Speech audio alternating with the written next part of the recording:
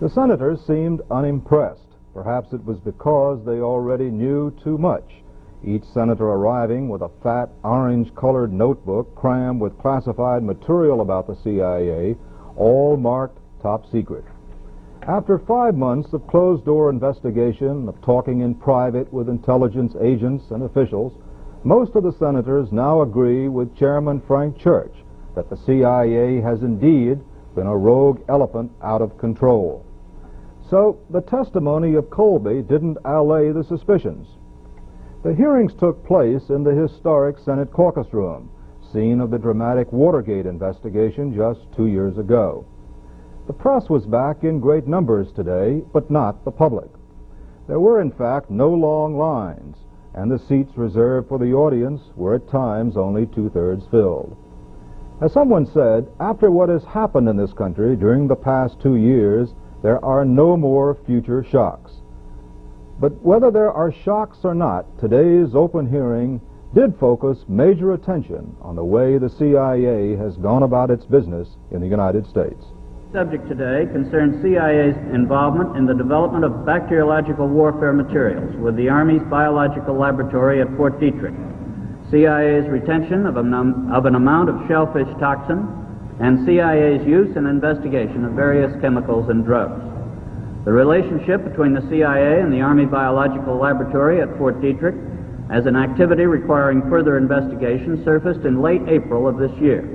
It resulted from information provided by a CIA officer not directly associated with the project in response to my repeated directives that all past activities which might now be considered questionable be brought to the attention of agency management. Information provided by him and by 2 other officers aware of the project indicated that the project at Fort Detrick involved the development of bacteriological warfare agents, some lethal, and associated delivery systems suitable for clandestine use. A search was made for any records or other information available on the project. This search produced information about the basic agreement between the Army and the CIA relating to the project and some limited records covering its activities from its beginning in 1952 to its termination in 1970. In the course of the investigation, CIA's laboratory storage facilities were searched, and about 11 grams, a little less than half an ounce, of shellfish toxin and 8 milligrams of cobra venom were discovered in a little-used, vaulted storeroom in an agency building. A major early requirement of the agency was to find a replacement for the standard cyanide L pill issued to agents in hazardous situations during World War II. This was the basis on which eventually we discovered the shellfish toxin. The only application of this toxin was in the U-2 flight over the USSR in May 1960, during which Gary Powers carried such a device concealed in a silver dollar. In the Powers case, the grooves of the drill were filled with shellfish toxin. He obviously did not use it and was not instructed to do so. It was offered to him to provide him with an option. The Powers flight was the only time we are aware that the toxin was provided for operational use, although the L pill was made available for earlier flights.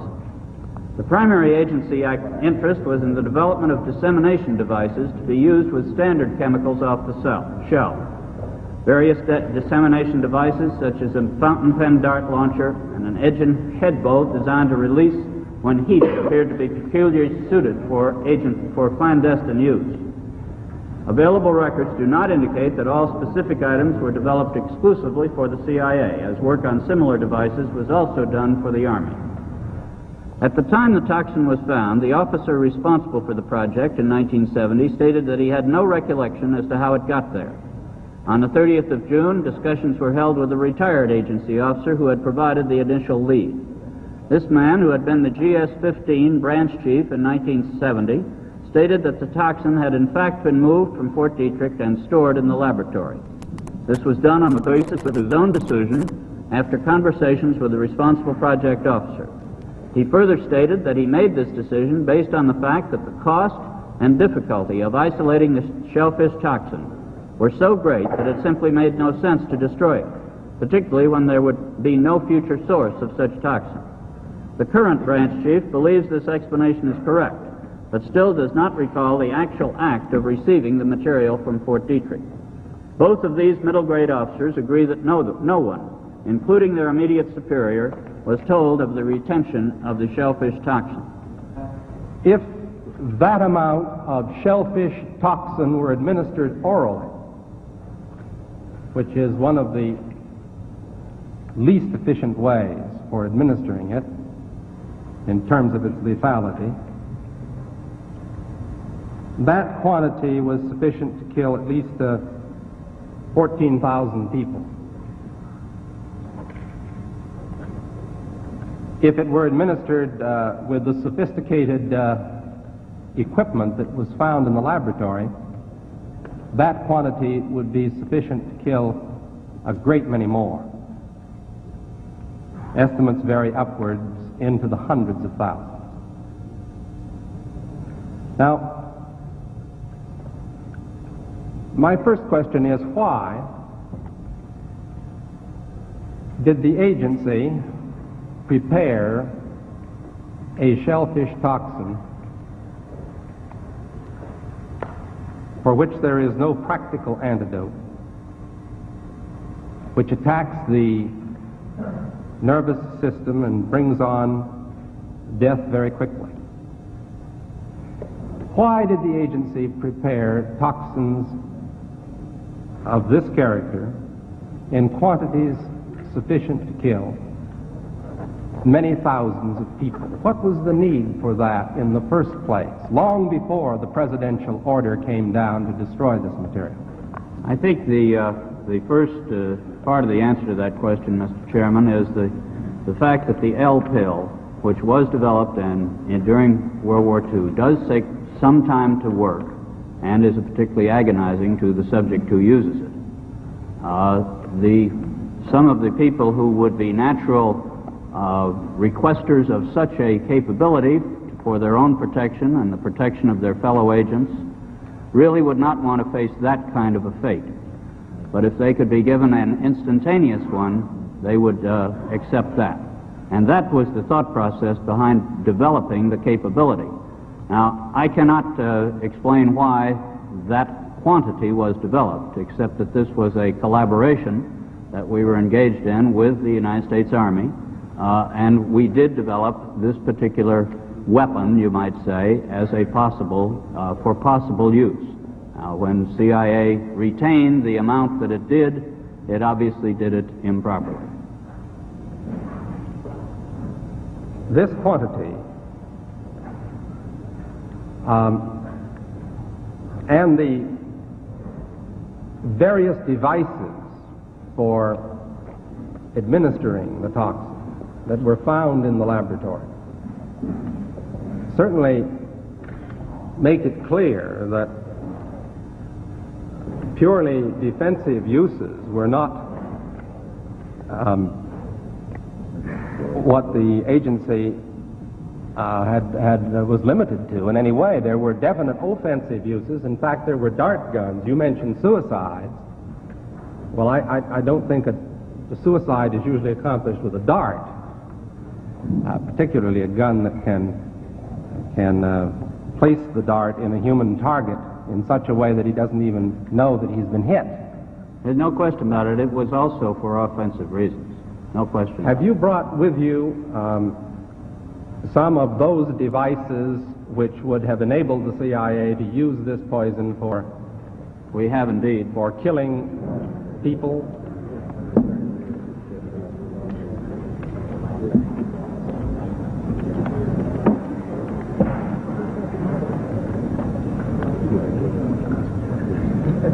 Don't point it at me. I wonder if you roll that over. Roll that over.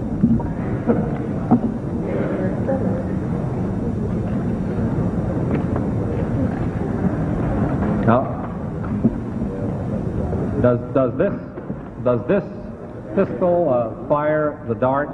Yes, it does, Mr. Chairman. The round thing at the top is obviously the sight. The rest of it is what is practically a normal 45, although it's special. However, it works by electricity. There's a battery in the handle, and it fires a small dart. So that when it fires silently? Almost silently, yes. Very little. What range does it have? 100 meters. 100 meters, I believe, about 100 yards, 100 meters. About 100 meters range. Right. And the dart itself, when it strikes the target, does the target know that he's been hit and about to die? That depends, Mr. Chairman, on the particular dart used. There are different kinds of these flechettes that were used in various weapon systems, and a special one was developed which potentially would be able to enter the target without perception. Without perception. Right. And did you find such darts in the library? We did. In the laboratory? We did.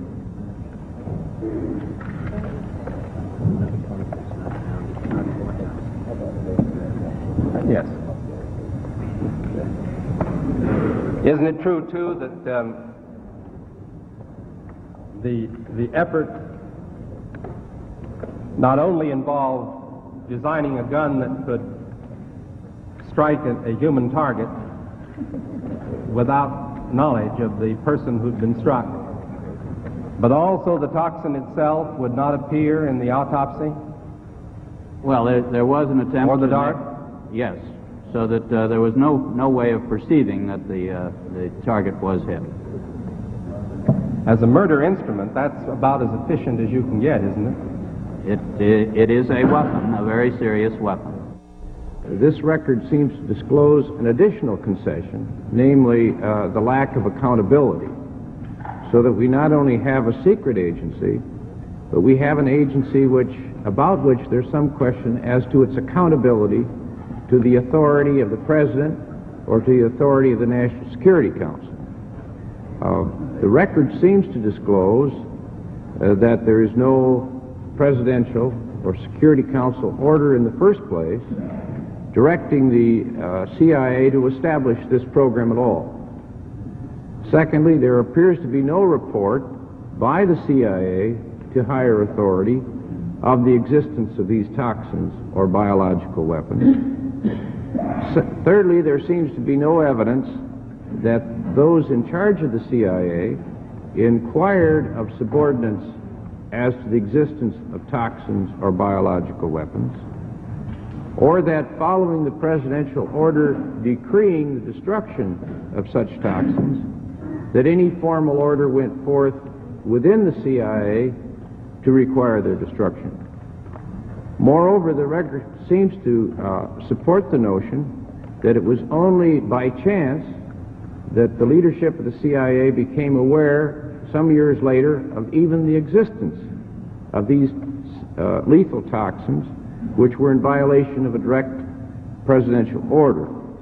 In short, the record's a mess, and we may never know just exactly what happened.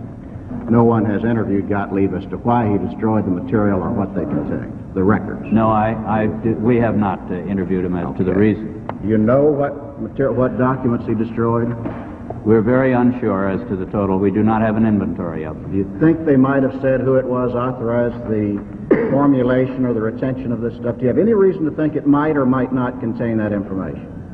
In this case, I doubt that it would have very much, because this case indicates, from the evidence we have at hand... Does it say anything, have any reason to think that it might say how, if at all, this material was used in an aggressive way against someone to kill someone? Well, there may well be some of that. When was the documentation destroyed? In 1973. It didn't happen to be destroyed at the same time those tapes at the 1972. 1972. 1972. When in 1972? In November, I believe it was. In November of 72. Do you have any idea what volume of records were destroyed? I do not know. Do you know who authorized the destruction, if anyone? As I said, there was a memorandum of agreement between the director and Mr. Gottlieb at that time. And the director at that time was? Mr. Helms. Mr. Helms is here in this room, I believe, Mr. Chairman, and I take it we'll have an opportunity to hear from him Mr. Helms will be our witness tomorrow morning's hearings. I believe he's the lead-off witness.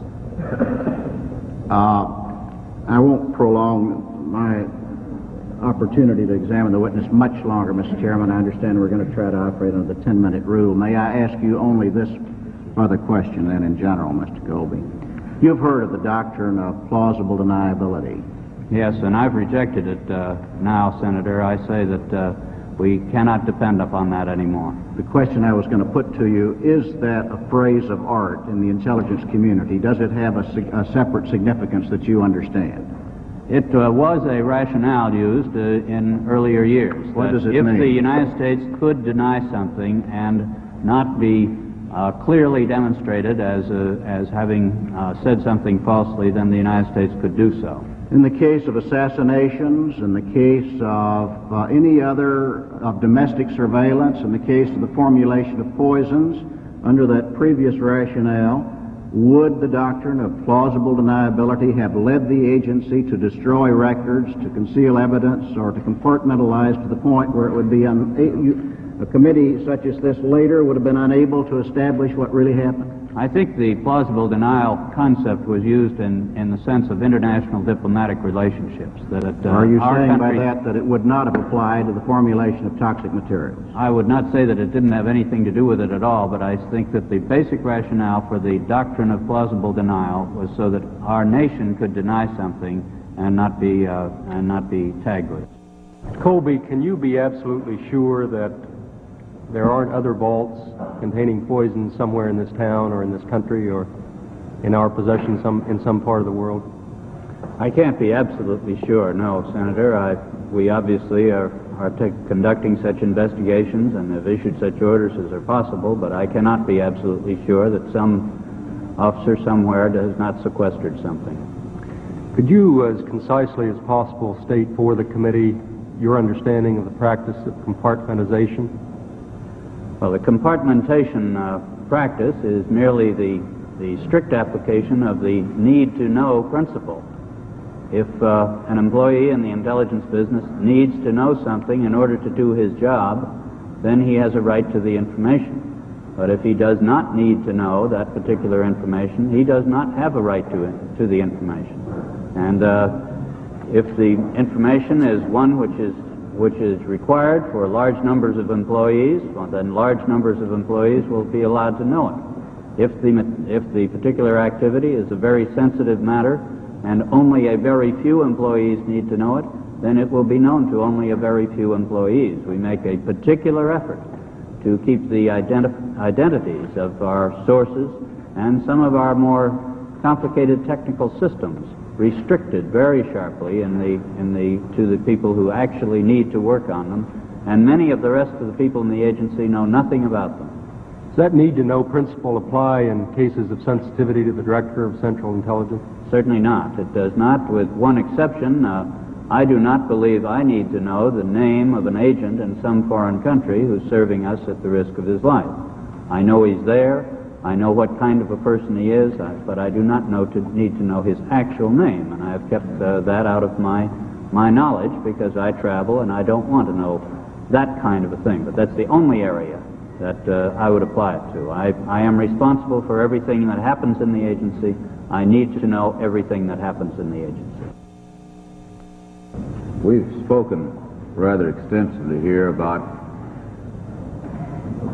apparent lack of clear lines of control and authority running downward and commensurate clear lines of responsibility and accountability running upward. To the best of your knowledge, has there been any pervasive non-compliance in the matter of orders from directives from the President or orders from the DCI on the part of subordinates?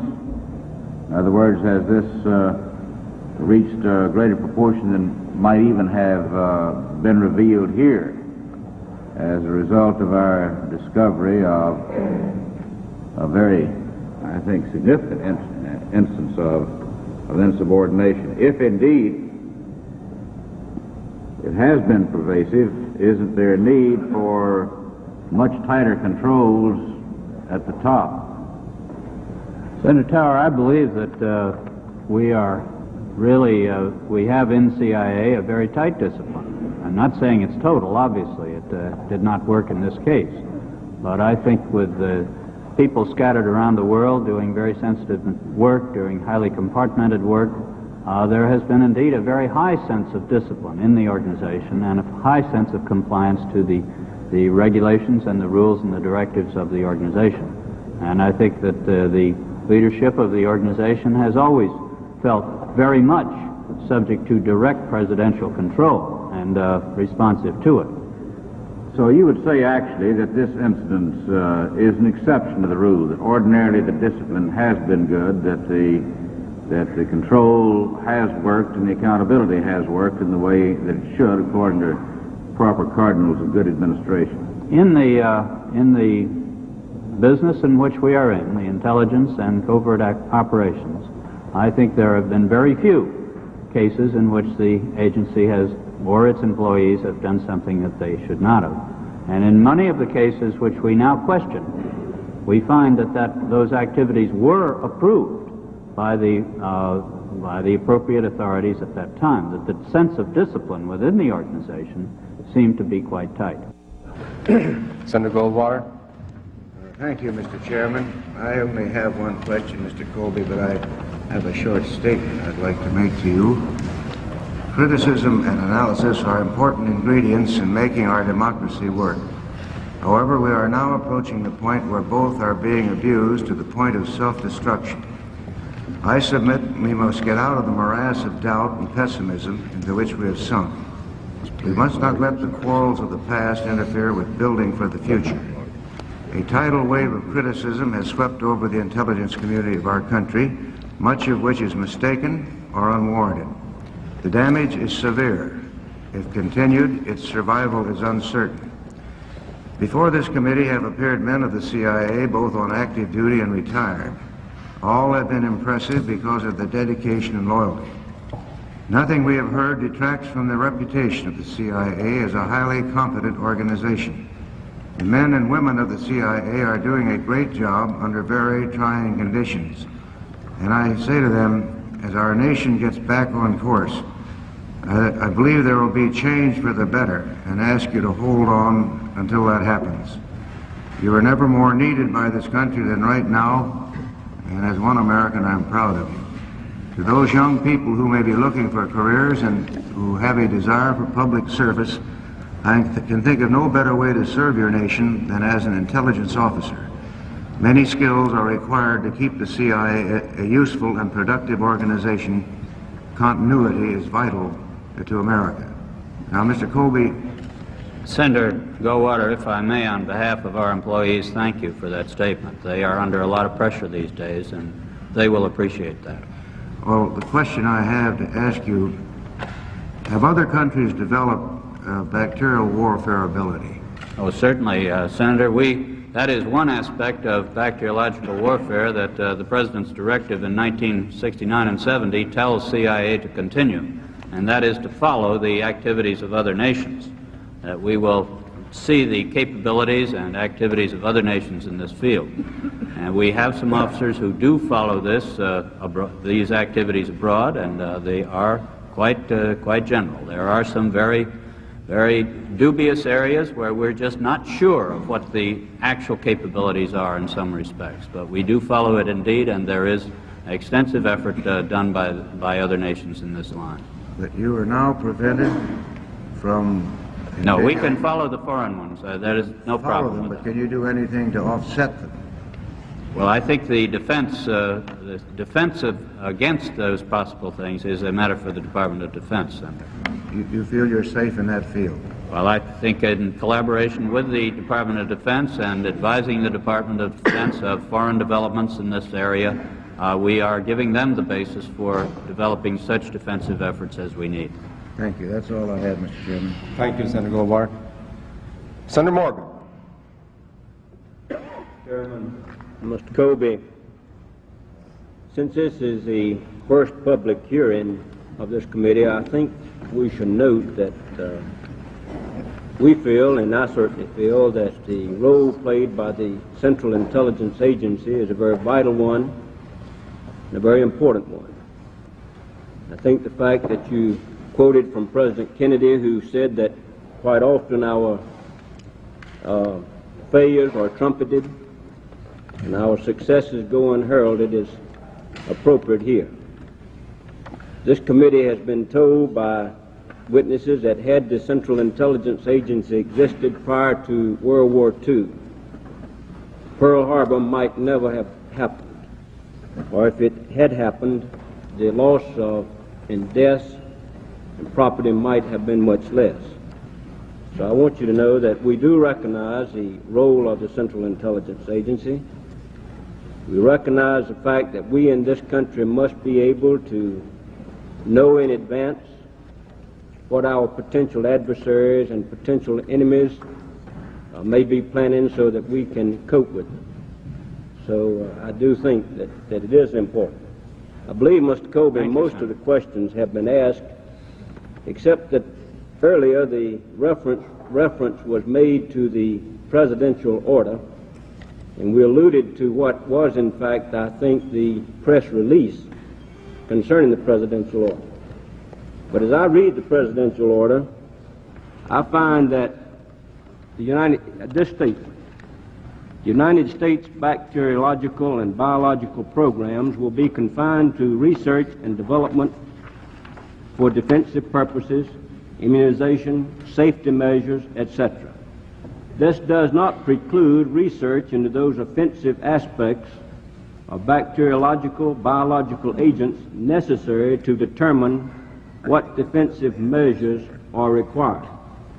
Now, earlier you stated you thought it might have been the mentality of those who made the decision to keep these toxins, that they might be needed in order to develop defensive weapons.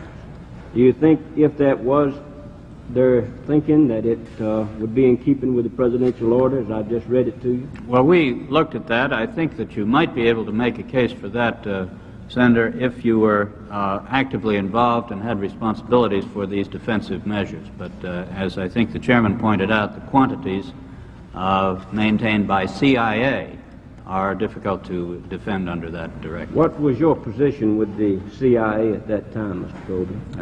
In 1970, I was on detached service. I was assigned to the Department of State in Vietnam. Then you had nothing to do with retaining these toxins? No, I had nothing. And you knew nothing about them until you made the until we discovered it in May. I would commend you, Mr. Colby, again for taking these steps to determine what has happened. I think most men in the CIA, as well as those in the Internal Revenue Service and the Federal Bureau of Investigation, are dedicated public officials and want to do what is right. And I think your method of asking for any known violations has been helpful to this committee, and I would commend it, Mr. Chairman, to the Internal Revenue Service, to the end that they might ask their field agents if they know of known violations in this area, and I would commend it also to the Director of the Federal Bureau of Investigation. Senator Goldwater mentioned, and I believe the presidential order directed the CIA to continue to maintain surveillance of the bacteriological and biological warfare capabilities of other states. And you say you have done that. We do so, yes, Senator. Are you in a position to tell this committee whether or not other states, and especially potential adversaries or enemies, now have stockpiles of such toxins? I don't think I can say much about stockpiles, but I do know that there are installations which appear to us to be experimental stations of some sort. Thank you, Mr. Colby. In the chemical field, certainly there are stockpiles. We are aware of that also. Thank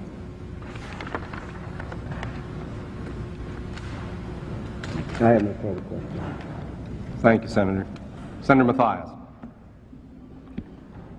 Thank you, Mr. Chairman. Mr. Colby, some of America's greatest victories and some of America's greatest defeats have represented failures of intelligence. Trenton and Antietam, Pearl Harbor, I think all illustrate the vital necessity of intelligence. A year ago, just almost exactly a year ago, when Senator Mansfield and I introduced the legislation which has resulted in this investigation, we had that very much in mind. We wanted to be sure that we had the best intelligence system which was available. But I think we also had in mind John Adams' warning that a frequent recurrence to the principles of the Constitution is absolutely necessary to preserve the advantages of liberty and to maintain a free government.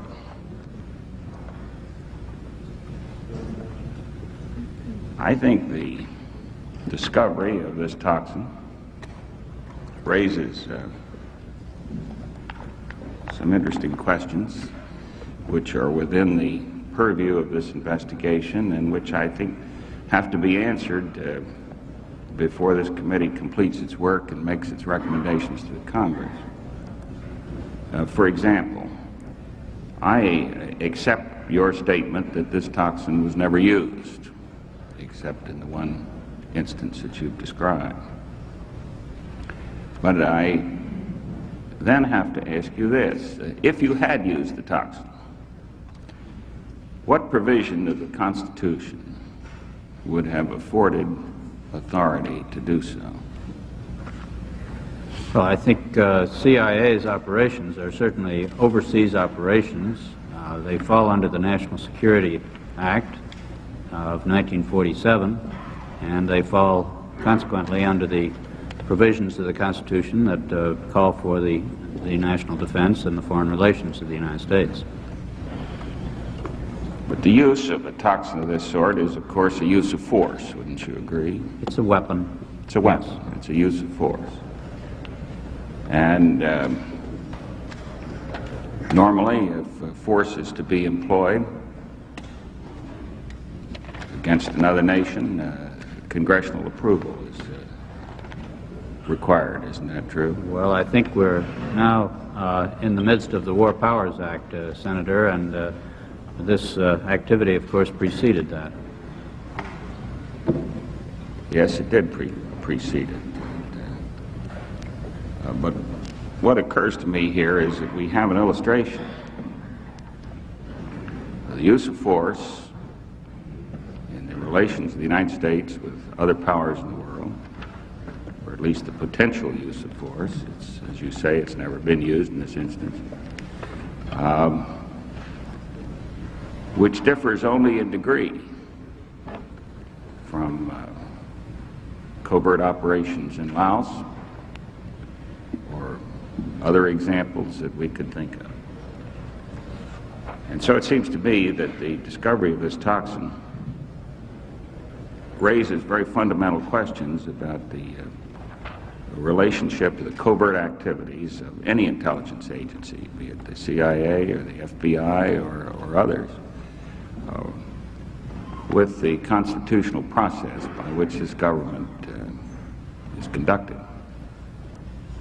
And I would think, Mr. Chairman, that there is no responsibility greater upon us than to define that relationship as accurately as possible before the close of these hearings.